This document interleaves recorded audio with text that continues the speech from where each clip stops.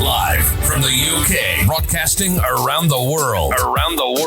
You're listening to the Mic Drop Club, hosted by Douglas Hammond-Dishe. Message received. You do not need to know what you need. Just engage with the podcast feed. Providing weekly insights into cool stuff we've read, saw, did, or heard about what made us say, wow, eureka, damn, nothing is off limits. If it motivates and inspires you to reach your goals, then it shall be discussed. Featuring guest interviews from high performers and people of influence, and weekly awards for the best mic drop moment. This podcast is guaranteed to leave you pumped up for the week ahead. Don't just live life. Make life boom.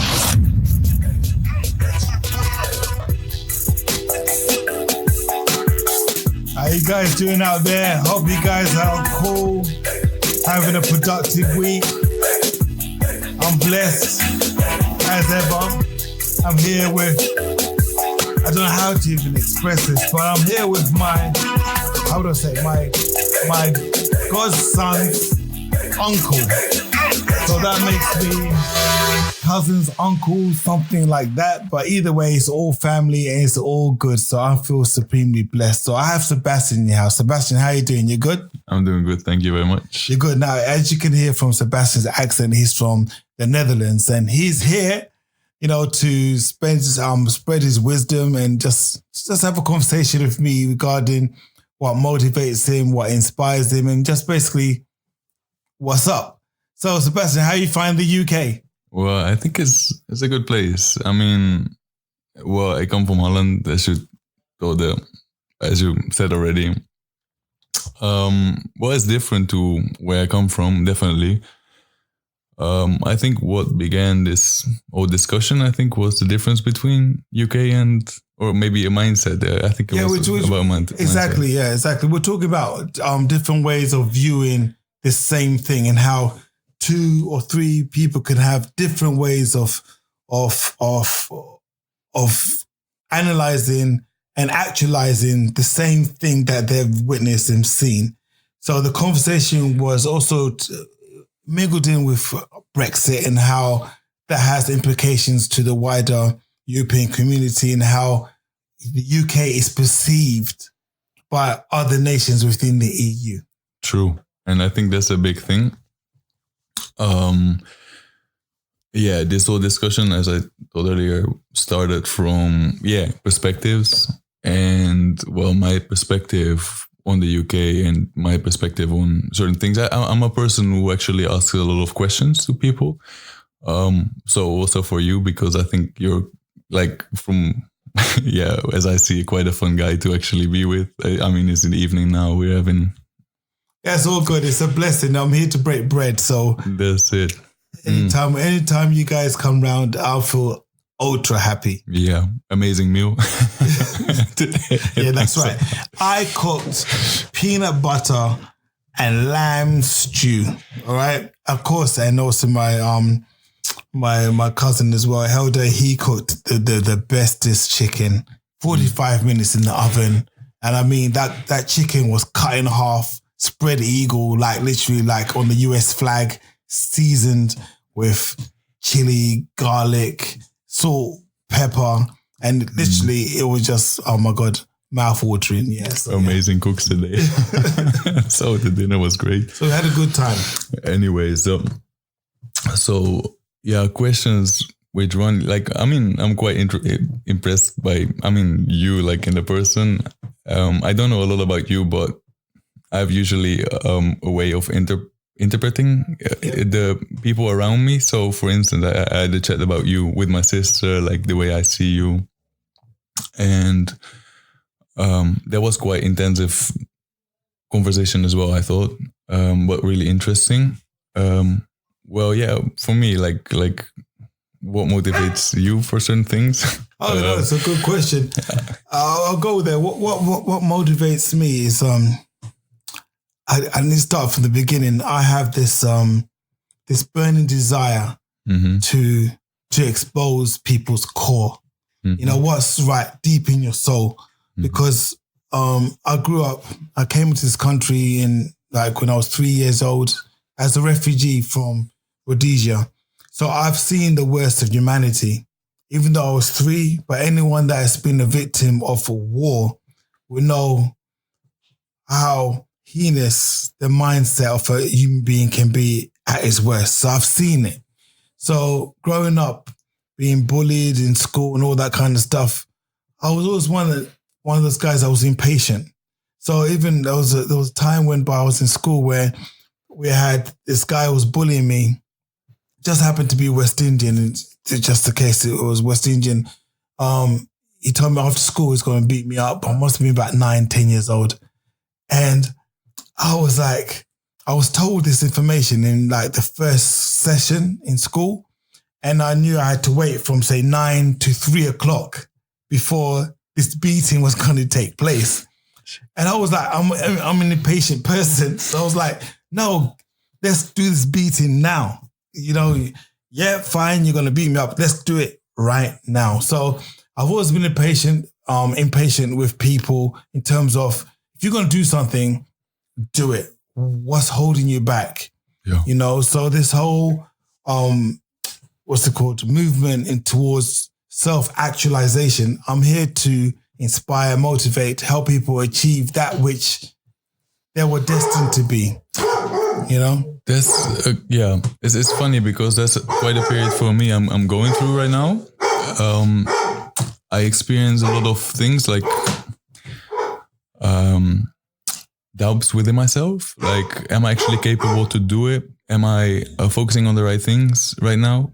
Am I focusing too much on myself, which makes me think too much about like the short-term things, or maybe too much about my personality? How should I behave in certain situations?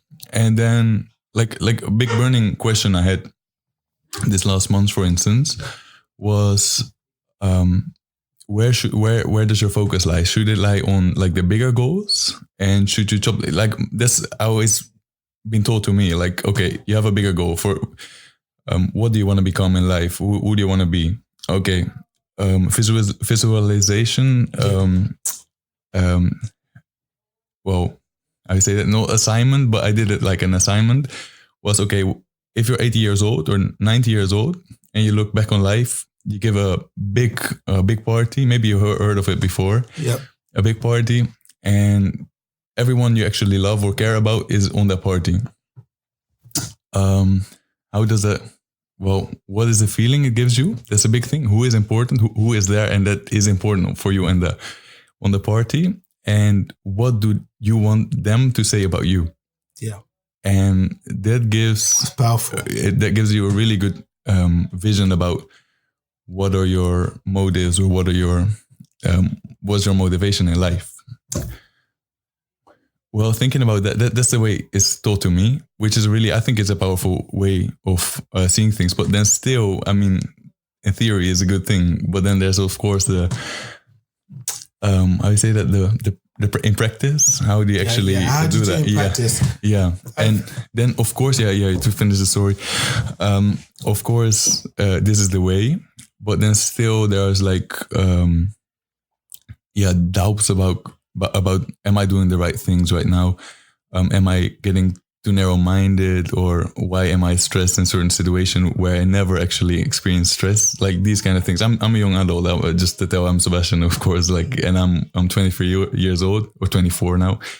But then still, that's for me. I mean, this situation. You're a baby in terms of life, and I think even I am. What I'll say to you is, I applaud you, and I think having the ability to reflect without bias is very, very important. And sometimes we do feel like we are second guessing ourselves. We do think that we are not trusting in our message. I think the most important thing is to write down your goal. If your goal that you have in life is written down and crystallized on paper with ink, not on alphanumerics on a computer, actually written down, you took time to do the calligraphy, to write it down, say, I'm Sebastian, this is my goal, and these are the activities I need to do in my life to achieve my goal. Everything else makes sense. It's worse when we have goals that are not written down, because what happens is we are swayed to how we feel at the time and things start to be muddied and skewed. Yeah. And also when we write down our goals, it's very important to make them succinct. So what I mean by that is your goal should not be more than one sentence. If you can't write down your goal in one sentence, you don't know your goal. Mm-hmm. Because if your goal is a paragraph full of text, mm-hmm. that means it's wishy-washy. Yeah. That means it could be anything. That's true. Goals should be you got to think in very binary words, think like a computer. Mm-hmm. You're a human being, but you're a machine at the same time. Mm-hmm. Program your machine mm-hmm. like how a coder will program a computer. Yeah. And that simplifies a lot of the headache. I really like the way that you talked about living your life backwards, as it were. How would people like to remember you? Mm-hmm. That's something I promote. That's something I encourage a lot of the times, whereby I tell people, go sometimes, it might sound a bit morbid, go visit a graveyard, mm-hmm. read the tombstones, mm-hmm. here lies blah, blah, blah. Mm-hmm. And in that one sentence will be what that person was trying to accomplish in life. Yeah. So if you live your life backwards, start from the grave. There are no shops in the grave. It's the realest place you can ever be. Mm-hmm. You understand? Go to the grave, literally with yourself, metaphorically, and write down your eulogy. Yeah. Write it down eulogy. How would you want people to remember you? I think for me, again, that's actually the way I've been taught. And I think it's a good way of living, especially for people who are easily distracted and I think a lot of people have that. Yeah. But then still there's a feeling like, okay, you make goals for yourself, but where do you see self-acceptance? Where do you see that come into your vision of living life backwards, like that way? Okay, you set goals for yourself. Okay, I want to do that in 5 years. Okay, I want to do that in 10 years. Okay, I want to achieve that in 20 years, and then I'm going to be happy. Yeah. But then still, I know situations where people actually achieve the goals they want, but they never get the succession or the feeling of succession or success. I don't know. That's a very, very powerful one. I'm going to interject right there. A lot of people achieve what other people say they've achieved. Mm-hmm. But to that person who's on that treadmill to success, they don't know they've achieved it because it was never written down. Mm-hmm. What I mean by that is when I say write down your goal, I mean that literally. Mm-hmm. If you say you want to be rich, well, what does rich look like? Mm-hmm. It's ambiguous. To somebody that has pounds only, mm-hmm. Having 10 pounds, they could be rich. True. Richness could be health, mm-hmm. family, all these things. You need to be able to define it literally. So for example, if your goal is to reach 1 million pounds, mm-hmm. yeah, or euros, mm-hmm. yeah, when you get to that 1 million euros, mm-hmm. then you know you've achieved your goal. Yeah. Particularly if it's time-based. Yeah. Remember, goals have to be specific, mm-hmm. measurable, mm-hmm. achievable mm-hmm. within reality, mm-hmm. which you perceive yourself, not somebody else. That's why it's very important when you tell people that your plans in life, don't share it with everybody. Mm-hmm. I tell people my goals only when they pass the believability test. Mm-hmm. And that basically means this, that you have demonstrated in your own life mm-hmm. proficiency to achieve your goal 3 times. Yeah. If you haven't done it 3 times, you're not better than me. Mm-hmm. Because just because you might be in money doesn't make you proficient in what you're talking about. Mm-hmm. You might have been born into money mm-hmm. for starter. You might have been lucky. Mm-hmm. Do anything 3 times, you pass the believability test. So I will share with you my goal, my aspiration, my want, my dream, whatever the case may be. Mm-hmm. A lot of times we share our hopes, dreams, aspirations with people that are not qualified to give us any opinion. And in fact, the opinion they give us is based upon their limitations in life. Yeah. So because they have failed, they're going to put that onto you. Yeah. So it's very important for us to be able to differentiate very quickly who you're sharing that goal with. So again, once you've clearly articulated, defined your goal on paper, yeah? When you then say, okay, if I said I want to be a millionaire, I want £1 million in euros in my account.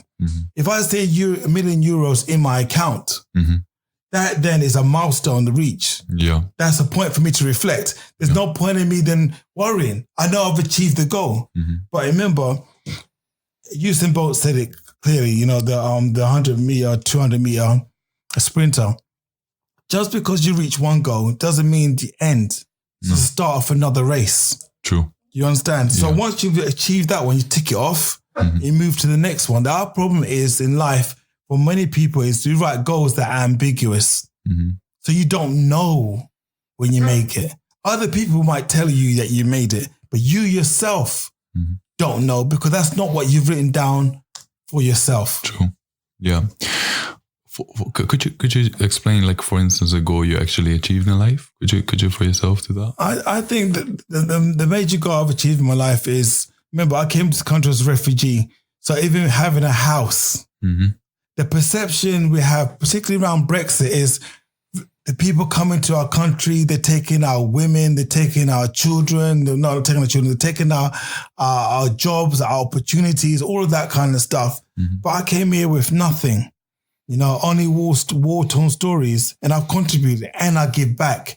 And I have a house, more than one house. I've got more than one house. I've got a decent car, I've got a beautiful family, got a beautiful partner, got a beautiful child, beautiful children. These are goals that are unquantifiable, you know, but I feel I've achieved all those things because having a mind like a refugee only allows you to see opportunity. Where other people see destitution, you know, being a vagabond, you know, unkept, can't speak English correctly. You know, I look back and I had fire in my eyes because I saw fire where I came from.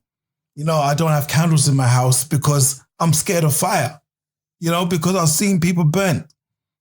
Some people don't have that in their life. So having that as your fuel, because sometimes you can have an upbringing that can be perceived as traumatic, but it's how you make sense of it. And I don't subscribe to being a victim. I'm not a victim of my circumstance. It happened to me. So what? I know no matter how much you might say you love me, that you like me, and you get to know me, you will never understand my pain. That's my own. So I accept it as my own. Yeah. I've taken responsibility for my life and said, okay, fine, I can't change my past, fine, but my past doesn't dictate where I'm going to go to in the future. So that's what I try and teach for those who want to hear. And that's why I try and encourage everybody that, you know what, whatever's happened to you, it's happened to you. It's your story. You know, no matter how bad it is, it's your story. You know, you take lessons from the narrative of that story and you use that to either build you up or destroy you.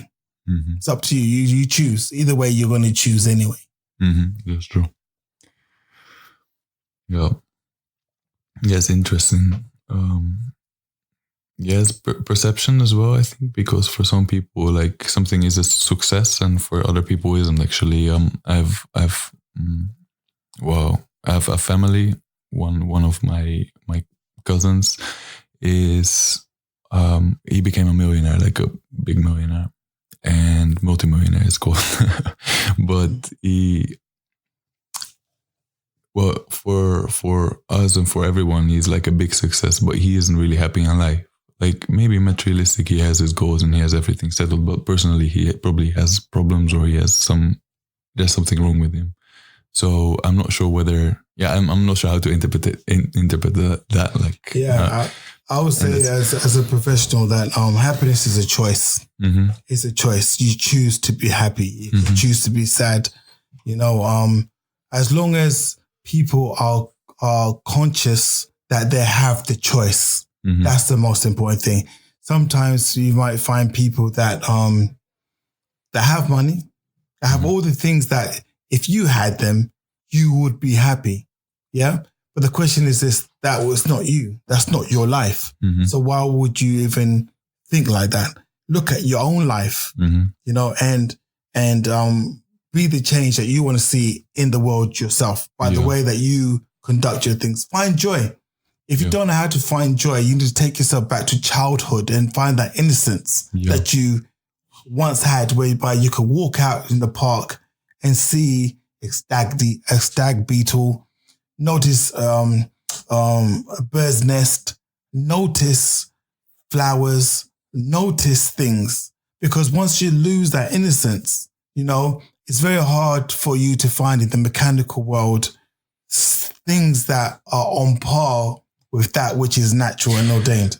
Which is funny, actually, because I have this godfather of mine, actually, my godfather. He tells me, well, he's old, really old, and he tells me what he enjoys from and what he enjoys. And he's really living in the moment. He has like his caravan at the side of a river, and he looks at like a whole day. The sun comes up, the sun goes down, and every little thing he actually explains to me. And I think, and he tells me that this whole story, and it's so simple. Like what the geese are doing, like swimming across the lake or across the river in the morning, and then in the evening they always go back. And he really living in a moment. And I think that's quite for me. Like for me, it's quite a big thing to learn, and maybe a lesson learned now already, is what to accept from yourself and what not to accept. And I think it's a feeling, or the feeling, actually, that's the thing you should accept from yourself, and your goals is something to strive for, and never and that is more like the mechanical world maybe, but the feeling world, it's just my interpretation of life. I see. And the other thing is it's combined, because you have like a materialistic side, and you have, of course, the emotional side. And I think these two should be combined. Sometimes I hear that, and sometimes I'm not sure whether these should be combined or not. This is maybe this is really like broad, or maybe really deep, but there's more to it. Even. It's only as deep as you want to go, because what is the emotion? Yeah, it comes from not all the emotions are, or most emotions are not actually logical. Because sometimes when you think, okay, I should be feeling this right now, or I should be excited, I should be feeling, for instance, I play like a high level basketball, like in my youth. And, I wasn't even excited for the game sometimes. And I was like, okay, why not? I was yawning for the game. Why am I yawning for the game? Because it's really important for me. Like it's not logical. It doesn't make sense to me. And other things as well, like giving a presentation, sometimes they go so well, sometimes, but there's always sometimes like especially in these moments, you actually should perform. For me, it declares a lot. It gives a lot of information about myself.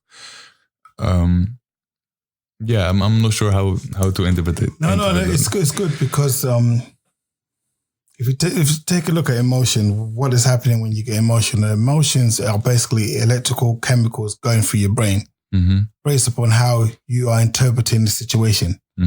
How many times have we gone home? Come back home to our house and thought to yourself, I swear I turned off all the lights, but how come all the lights are on? And you get that feeling in your gut that something's bad's going to happen. How many times have we thought we were going to be in trouble by our parents, just had a feeling, and proven to be wrong? You go home and your dad's not going to scream his head out. You're thinking, I'm sure I'm in trouble for something. You know, emotions can be wrong. You know what I mean? But you understand that the chemicals that are running through your body based upon some sort of stimulation that's trigger them. But they can be wrong. And being open to that wrongness allows us to live to our fullest potential when we recognize that and we challenge that emotion. A lot of people have problems and fears with public speaking, for example. They will say things such as, "Oh, the earth is going to swallow me up. People are going to I'm going to be exposed as a fraud in front of everybody else," because it's terrifying for some people. When you do not counseling, yes, but when you talk through some of the things that they're talking about, when they're talking about the blood starts to, the blood pressure starts to palpitate, start to sweat, the hands get clammy, they get fidgety. All these things are actual physical. Mm-hmm. Yeah. They're physical reactions to an emotion that might not be true. That's based upon your perception, which is flawed. You understand? It could be flawed, but chances are that it's not real. It's as real as you perceive it to be, because your perception is your reality. Whatever we accept in our life, that is the reality that we have. Whatever you accept in your partner, that's the partner you're going to have. Whatever you accept in your job, that's the job that you're going to have. Whatever you accept in your goals, that's the goal that you're going to have. It's when we get to a point whereby we are confident in our own capabilities, whereby we can say, do you know what? I accept this level of proficiency in everything I do. I want excellence. Yeah. I want people around me that are pure in the term of striving, yeah, to be the best that they can be. Yeah. You know, I don't want to be in a relationship whereby it's 50-50.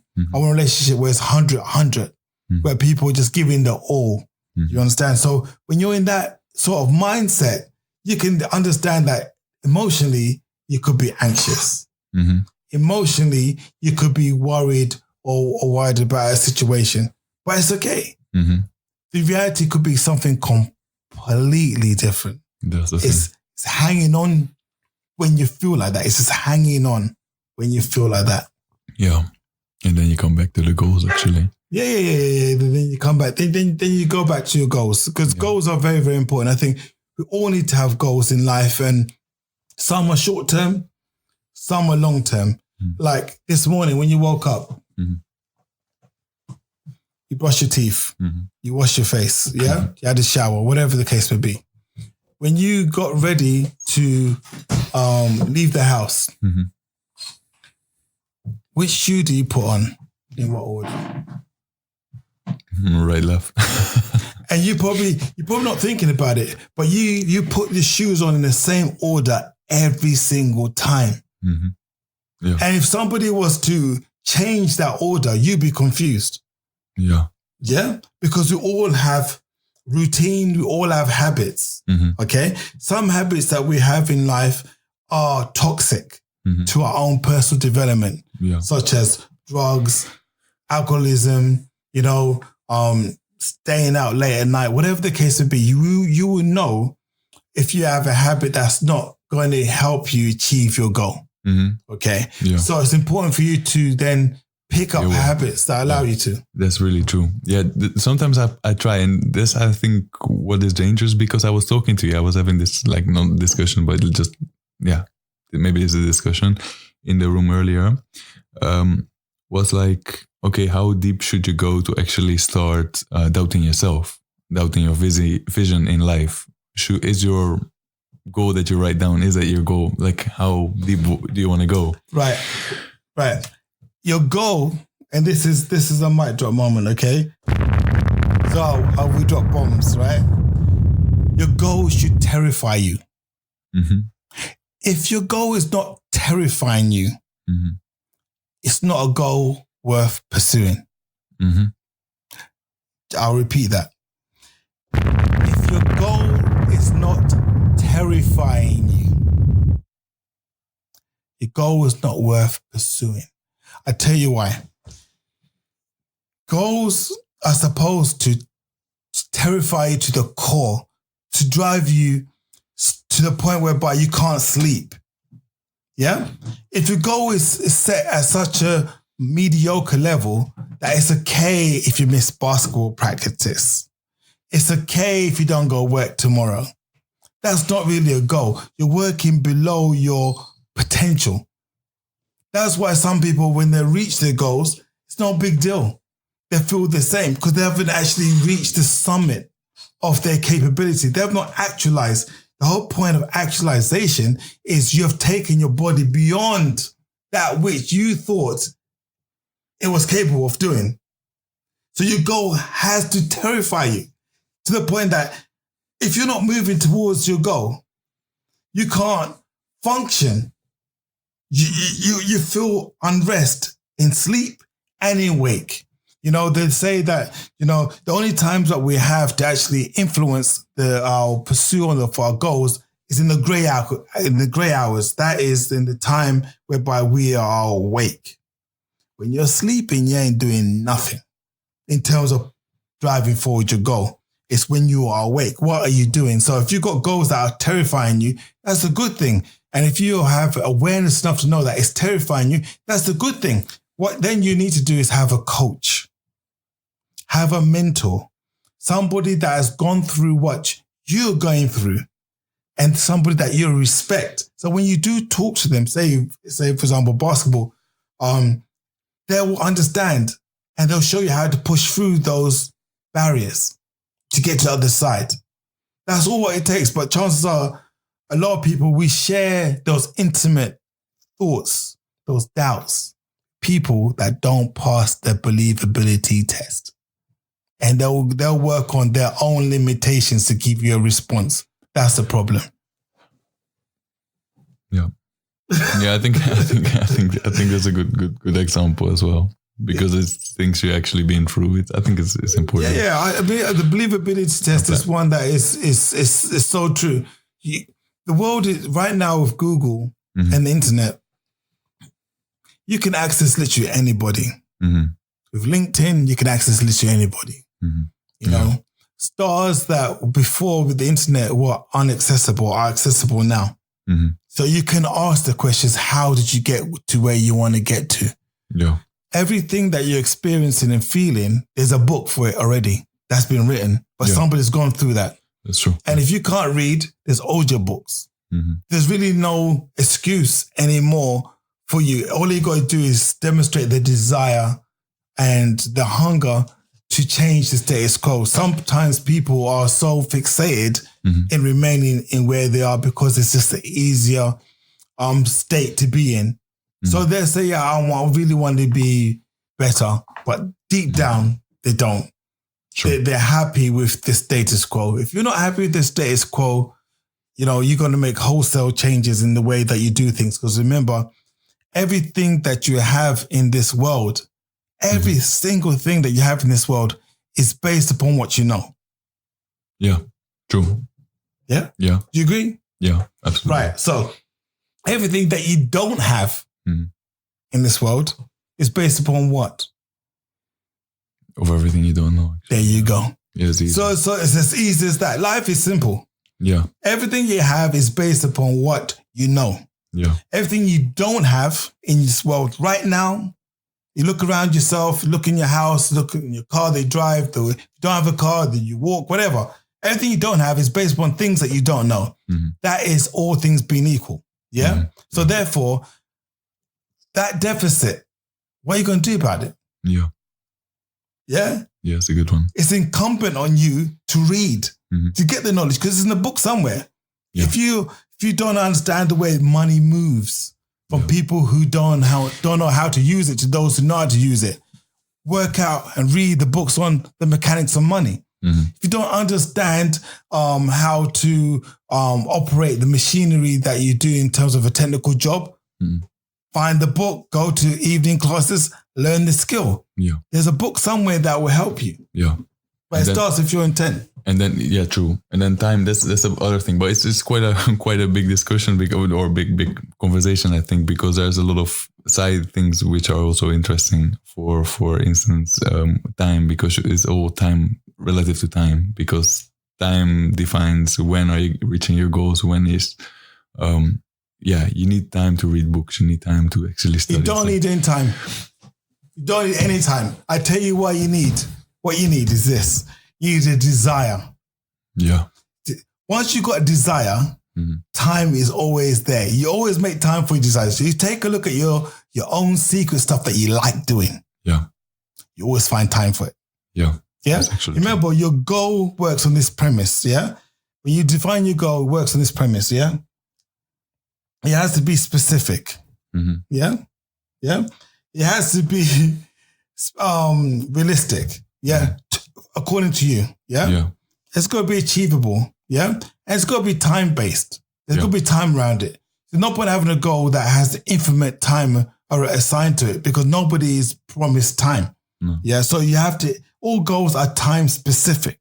So if I can't achieve my goal for the next 6 months, half the time I did it. I'm not interested. Yeah. But some goals are 5 years. Some goals are 10 years. Yeah. Some goals are 1 week. Some goals are 1 day. If you go to bed and tell yourself, you know, tomorrow my goal is to brush my teeth the cleanest it's ever been. And you wake up in the morning and you brush your teeth properly, do a deep cleanse of your teeth. How are you going to feel after you achieve it? Yeah. You see, a lot of people make goals that are too big.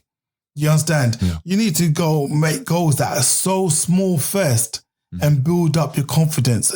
I do a lot of coaching people with depression, anxiety, and sometimes they want to tackle a very big problem. I said, you know what? Let's go right down to the granular level. Let's do the basics first. Wake up in the morning, put your shoes on, tie your laces. That's your goal. Tomorrow, put your shoes on, tie your laces, and take a walk. You see what I mean? Then the next day, put your shoes on, tie your laces, take a walk, catch a bus. You see what I mean? We have to recognize that sometimes some goals, we need to go right back down to the basics. Get that so that our confidence is high enough. Yeah. Because what happens is if you try to attempt a goal that's too big and it fails, how will you feel? That's true. Yeah. You're going to feel bad. You feel bad, isn't it? Yeah, it's important to actually make, yeah, that's true. Yeah. So, you know what, we can talk all day. And like I said, I'm blessed to have Sebastian in the house, or Daniel in the house as well. Daniel's hiding somewhere. And who, the other brother, what's her brother name? Thomas. And Thomas as well. You know, we're talking about different things about in terms of alcoholic beverages, what we like to drink and all that kind of stuff, on top of what inspires us. So that led us to having this conversation on this podcast. So I really appreciate Sebastian for taking his time out to don the headphones for the Mic Drop Club. You know, it's been excellent. And like I said, he plays basketball at a professional level. So he knows what it means to be like a competition athlete, the challenges, you know, the how hard it is, you know, staying at that level, you know, when by your own motivations will dip. You know, it's important that you recognize those dips and have some sort of way of coming out of them. Yeah. But recognizing them first, that you're going through a dip, that's the most important thing, because some people don't recognize when they're having their lows. Just plow on through it, you know, but we're speaking through it. And I think even this podcast is cathartic. We express ourselves, and we move on. Yeah. So what positive things do you have in terms of the Brexit? What message do you have for the UK? Oof. It's a mentality, I think. Yeah. It's a hard way of thinking. Maybe it's a hard statement to make, but I think there's a lot of mentality which should be, I don't know, think big. Also like planet, but there's even another conversation, obviously, but in planet based, like what is your responsibility within the world, actually, like that, and how can you make the best of yourself? And well, by pushing yourself as hard as you can, you will definitely become the best you actually can be. That's beautiful. And I think I'll just add to that in terms of responsibility. Responsibility has 2 words. Yeah. Respond and ability. Yeah. And countries such as the UK, yeah, they can respond with a very large amount of capability in their ability to respond. Yeah. In terms of what happens around the world. So whatever way you guys choose, the most important thing is for you to go out there and express your opinion and vote. A lot of people around the world who cry to have the chance to even vote, you know. So please express your views and your opinions in the ballot box, and pay conscious attention to this whole thing about responsibility in terms of the environment. Take a look at how we're treating the world, not just the physical world as you see it, but also how we're treating each other, from a spiritual world dimension, how we're treating each other as human beings, also then take a look at economy in terms of, and friendships in terms of other nations and all that kind of stuff. It's not just about getting, voting along political lines, Labour, Conservative, Lib Dem. It's a deeper, more fundamental question that you need to consider and weigh up when you cast your vote. So, Sebastian, I salute you. Welcome to the Mic Drop Club. Well, thank you very much. Yeah, we out. Thank you for listening. Don't forget to check out micdropclub.com and get the show notes and useful links. Subscribe to the podcast. Don't just live life, make life boom.